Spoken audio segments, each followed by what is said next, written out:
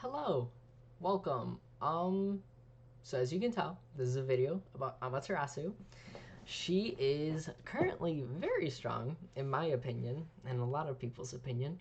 Um, Fun fact: throughout the history of Amaterasu, she's never been really considered busted until these past few seasons, where people actually started to realize, wait, Wait, you mean to tell me I can make something take 10% more damage and it can stack 3 times? What? And I can boost my teammates? Wild. But also, they kind of mega buffed her, and now she's very strong. So let's really get into the build, right? So this is going to be a build for the solo lane. She can be played in support, but it's very different than what it is here, right? So this is really only for the solo lane. It's very basic, right? So when you're leaving the base, you're going to be getting yourself a Warrior's Blessing, Teleport, Healing Chalice, and then 5 multipots. You could also just go tier 2 or tier the base first tier Berserker Shield, and then 3 healing potions. It's up to you. I like this build better, right? It gives you more sustain. Um, and then no matter which one you go, your first back you will always be getting Berserker Shield. Could get Glad Shield. Just keep in mind her abilities aren't super big besides her ult. Her two will pretty much only be hitting like maybe one, maybe two people at most. Same with the three.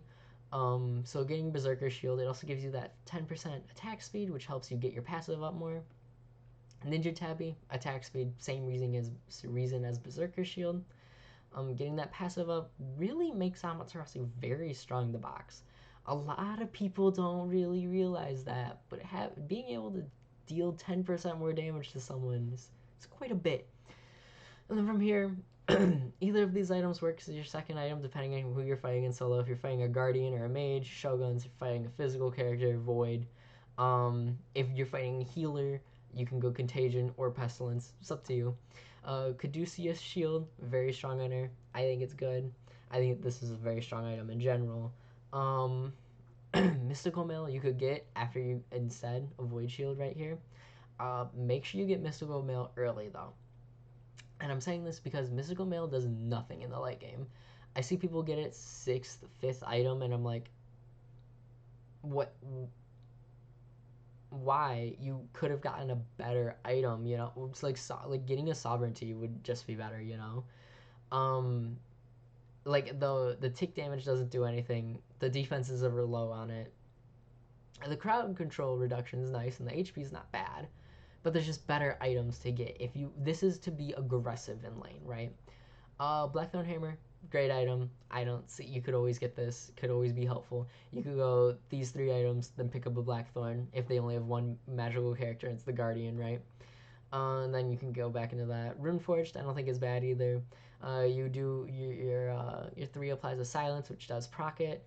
Your alt also procs it, so you will do more damage as your alt continues to hit them. Stonecutting Sword, it's a very high offensive item.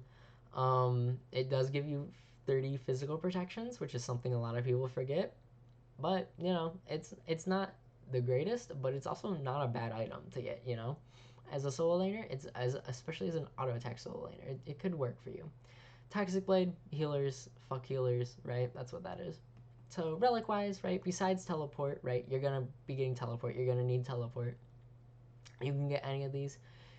Team survivability, team offense, blink as for initiation. If your support isn't going to be initiating, you can support, or your assassin's not going to. Or hold on, if you're not going to initiate, you can. If your support's not going to initiate, you could get this, or vice versa, or with the assassin. You can also get where is it? Belt of Frenzy. Be able to burn those objectives. Amaterasu is very good at that because of her 1 damage boost, her passive, and with Belt of Frenzy, she does quite a bit of damage to them, right? So let's get into abilities. Level 1, you're always going to get Heavenly Reflection. Then after that, it's up to you which one you get. I get Glorious Charge because once your 2 is active, then you charge the wave, it becomes full. So might as well. Then I get the 2 again. 1, all 2, 2, 1. You wanna. This is a very strong ability. it's always good to level it. It gives you more damage, it gives you more speed, it gives you more healing, just a good ability. And alt 2 1 1 alt 1 3 3 alt 3 3 alt, right? That's pretty much it. I don't see any other way as to why you would level it any other way. I'm trying to think, because that was very fast, right? How long was that? This was only 5 minutes. Jeez. Trying to think of some like tips or tricks to really go with her, right? So, remember your passive. It can stack 3 times, and you're like, what? No, it. You only put the aura on one thing, right? You're correct on that, right? But they overlap with each other, right? So if I have 3 minions all lined up next to each other, proc the passive on 1, 2, and 3, all 3 of them will be inside the radius, and all 3 of them will be getting 30% more damage dealt to them. That works with gods too. Keep that in mind. Amaterasu is a very strong late game warrior. She's one of the few, right? Yeah, she's probably one of the only late game warriors that I can think of off the top of my head. Typically, warriors are very early game esque, right? She's very late game oriented. She's more team fight oriented, right? She has the potential to lose lane, although after her buff, it's very unlikely she loses lane. But she is very strong in the right hands, and once she gets through that laning phase and really starts to get to that team fight phase, she's very strong in those phases, right? Um,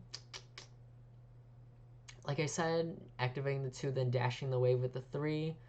It does fully charge the 2, but keep in mind that your dash is down. So if someone comes in aggressively and you don't have your 1 active in the speed stance, or your alt could be in danger. Um, I think that's it.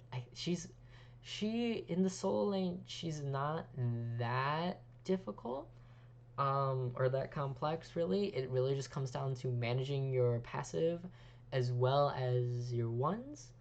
Um, yeah, I think that's it. So if you have any questions, feel free to comment down below.